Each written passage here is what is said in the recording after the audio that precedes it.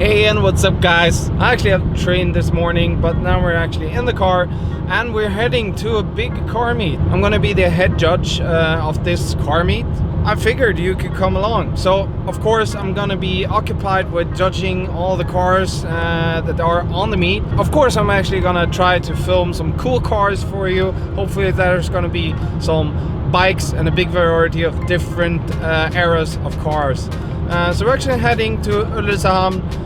The story behind this meet was actually 10 years ago. A couple of guys just wanted to have a car meet in the parking lot. Now they actually have grown that much that they are getting around about 2,000 cars to visit this meet, and then a lot of people in a very, very nice environment. So stay tuned.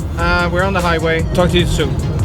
So guys, we're actually here at Ulricehamn and the car show is live. We're still waiting for a lot of cars to actually come in. It's around about 150 cars that we're gonna judge from the quality, and it looks good by now.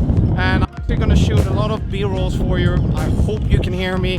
It's windy as hell today, but this is Ulricehamn car show.